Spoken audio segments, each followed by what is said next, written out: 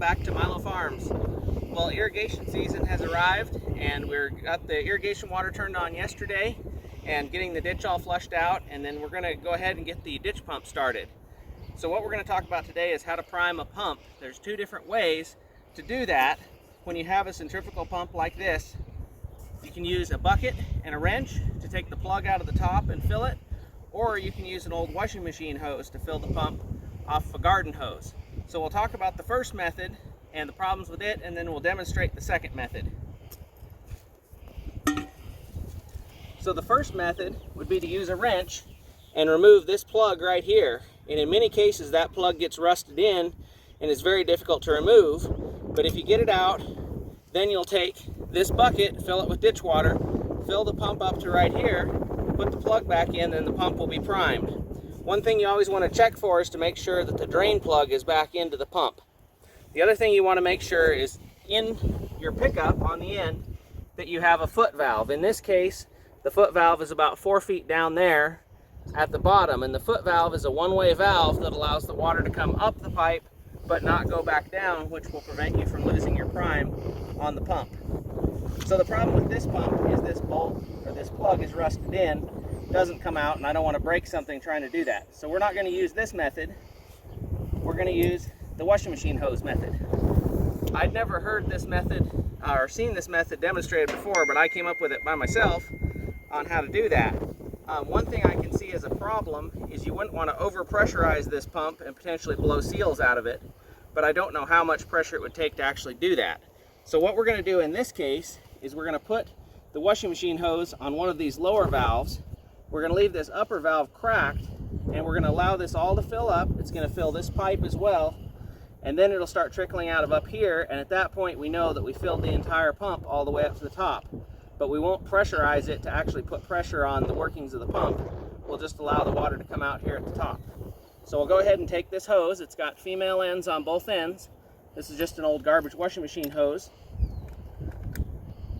We'll attach this right here.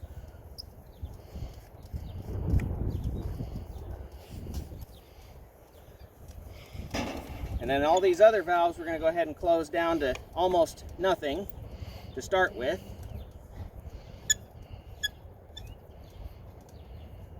And this valve here we're going to leave all the way open, and this valve up here on top we're going to leave all the way open as well. What we need is another garden hose around here. So we've got this hose right here. We're going to attach it on here. So we got this hose, goes over there into that box, and in that box is a water faucet.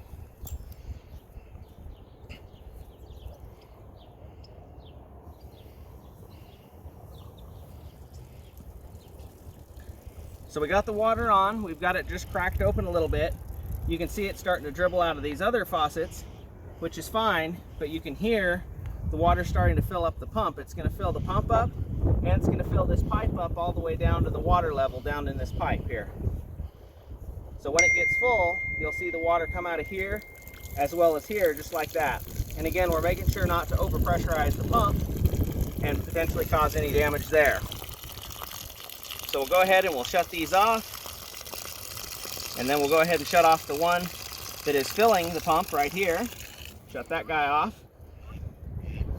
So we have all these closed down now. So the pump basically has all that water trapped inside of it.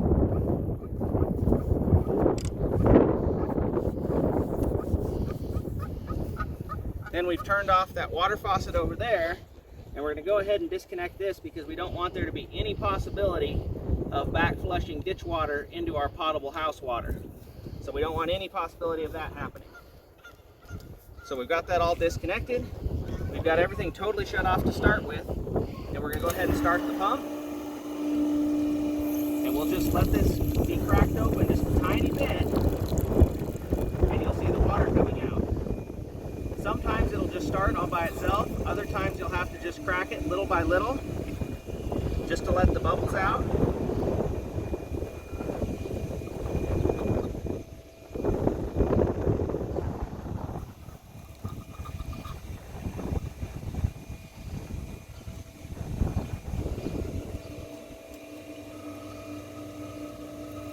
So if if I crack that valve open just a little bit, you can hear it starting to purge the air out, and you can hear the pump is starting to fill up. You can hear the pump's getting a little bit louder and louder. It's got some air trapped in it, and in just a second it's going to go. And there it goes.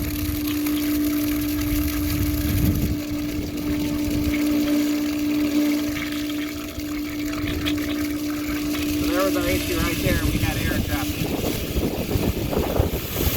There it is. So all the air is removed from the pump. All the air is out of our faucets. We'll go ahead and turn these all off and shut the pump off. We'll go ahead and hook up all of our hoses, and then we'll fire the pump back up. So I hope everybody enjoyed that video.